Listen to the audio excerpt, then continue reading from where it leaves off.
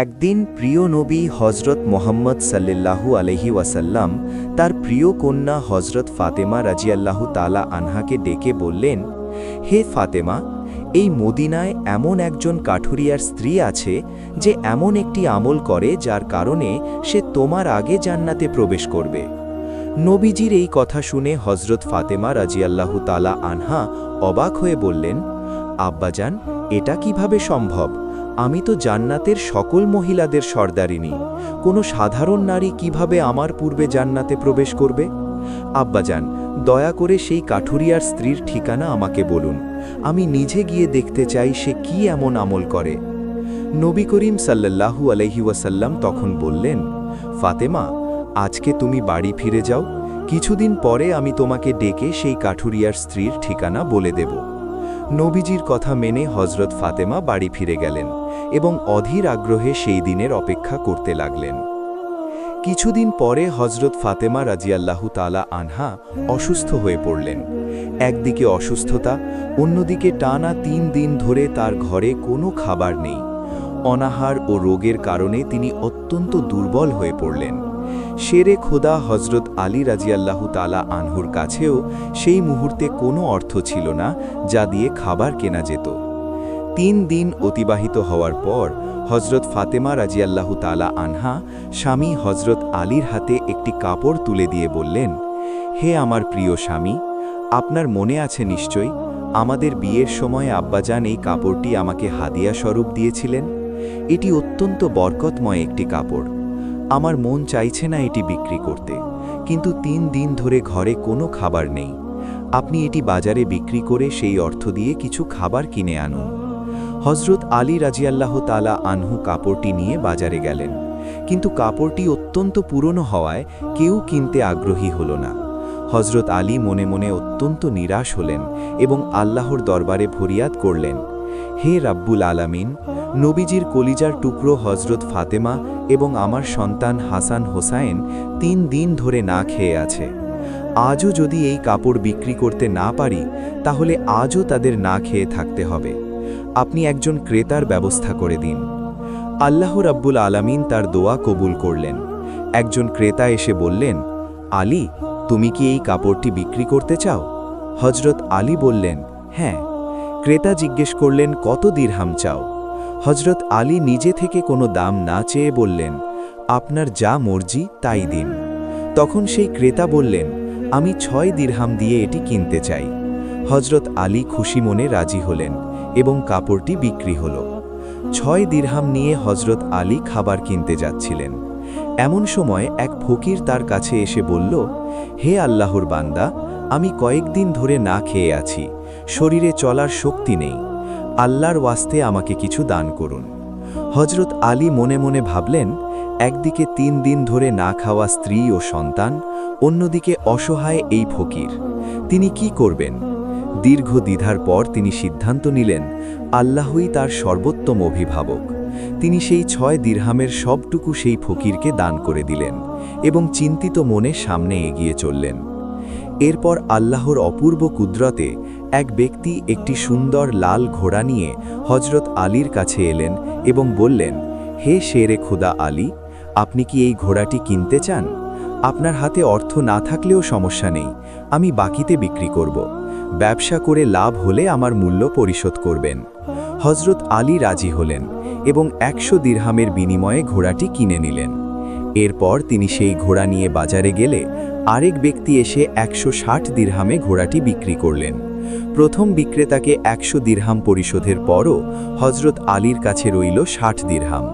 আল্লাহ রাব্বুল আলামিন মাত্র ৬ দিরহামের দানকে ১০ গুণ বৃদ্ধি করে ৬০ দিরহাম ফিরিয়ে দিলেন। সেই ৬০ দিরহাম দিয়ে হজরত আলী বিপুল পরিমাণ খাবার কিনে বাড়ি ফিরলেন। ঘরে ফিরতেই হজরত ফাতেমা অবাক হয়ে বললেন, একটি পুরনো কাপড়ের মূল্যে এত খাবার কিভাবে সম্ভব? আগে সত্যি কথা বলুন, তারপর ঘরে প্রবেশ করতে পারবেন। হজরত আলী বললেন, ফাতেমা, তুমি তো জানো আমি কখনো অবৈধ পথে উপার্জন করি না, সবটাই বৈধ পন্থাই হয়েছে। কিন্তু ফাতেমা সেই মুহূর্তে বিষয়টি সম্পূর্ণ বুঝতে পারলেন না। কিছুদিন পরে নবী করিম সাল্লাল্লাহু আলাইহি ওয়াসাল্লাম হজরত ফাতেমাকে ডেকে বললেন, ফাতেমা, মনে আছে সেই কাঠুরিয়ার স্ত্রীর কথা? এখন যাও, এক নির্জন জঙ্গলের মাঝে তারা বাস করে। হযরত ফাতিমা সেখানে পৌঁছে সালাম দিয়ে বললেন, আমি নবীর মেয়ে ফাতিমা, ভেতরে আসতে পারি কি?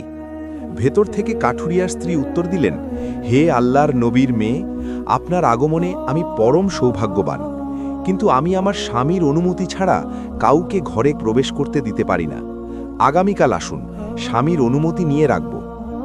হযরত ফাতিমা ফিরে গেলেন। পরের দিন পুত্র হাসানকে সাথে নিয়ে গেলে কাঠুরিয়ার স্ত্রী বললেন, আপনার ব্যাপারে অনুমতি আছে, কিন্তু হাসানের ব্যাপারে স্বামীকে জিজ্ঞেস করিনি, আগামীকাল আসুন। তৃতীয় দিন হাসান ও হুসাইন দুজনকে নিয়ে গেলে একই উত্তর, হুসাইনের জন্য আলাদা অনুমতি নেওয়া হয়নি। চতুর্থ দিন অবশেষে তিনজনের জন্যই অনুমতি মিলল এবং হযরত ফাতিমা ঘরে প্রবেশ করলেন। ঘরে প্রবেশ করে হযরত ফাতিমা দেখলেন কাঠুরিয়ার স্ত্রী বসে আছেন, পাশে একটি লাঠি, একটি মোটা দড়ি এবং একটি পাত্রে পানি। হযরত ফাতিমা জিজ্ঞেস করলেন, এগুলো কেন? কাঠুরিয়ার স্ত্রী শান্তভাবে বললেন, সারাদিন কঠোর পরিশ্রম করে স্বামী বাড়ি ফিরবেন, হয়তো অজু করতে বা পান করতে পানির দরকার হবে। আমি চাই না তিনি এতটুকুও কষ্ট পান, তাই পানি প্রস্তুত রেখেছি। আর লাঠি আর দড়ি? ফাতিমা আবার জিজ্ঞেস করলেন। কাঠুরিয়ার স্ত্রী বললেন, যদি কোনো কারণে স্বামী আমার ওপর অসন্তুষ্ট হন এবং শাস্তি দিতে চান, তাহলে দড়ি দিয়ে বেঁধে লাঠি দিয়ে মারতে পারবেন। আমি চাই না শাস্তি দেওয়ার জন্য তাকে এদিক ওদিক খুঁজতে হোক, তাই এগুলো সামনে রেখেছি। এই কথা শুনে হযরত ফাতিমা রাদিয়াল্লাহু তাআলা আনহা বিস্ময়ে হতবাক হয়ে গেলেন। এমন অতুলনীয় স্বামী ভক্তি তিনি আগে কখনো দেখেননি। নিঃশব্দে তিনি নবীজির দরবারে ফিরে এলেন। নবী করিম সাল্লাল্লাহু আলাইহি ওয়াসাল্লাম জিজ্ঞেস করলেন, ফাতিমা, দেখে এলে? ফাতিমা বললেন, হ্যাঁ আব্বাজান, সে অত্যন্ত স্বামী ভক্ত। তখন নবীজি বললেন, ফাতিমা, তার কাছ থেকে তোমার শেখার অনেক কিছু আছে। আর এখন সেই পুরনো ঘটনার রহস্য শোনো। তুমি যে কাপড়টি আলীকে বিক্রি করতে দিয়েছিলে, সেটি কেনার জন্য আল্লাহ রাব্বুল আলামিন ফেরেশতা মিকাইলকে পাঠিয়েছিলেন। তিনি 6 দিরহামে সেটি কিনেছিলেন। এরপর আর এক ফেরেশতা ফকিরের বেশে আলীর কাছে ভিক্ষা চেয়েছিল। আলী সেই 6 দিরহামও আল্লাহর রাস্তায় দান করে দিয়েছিল।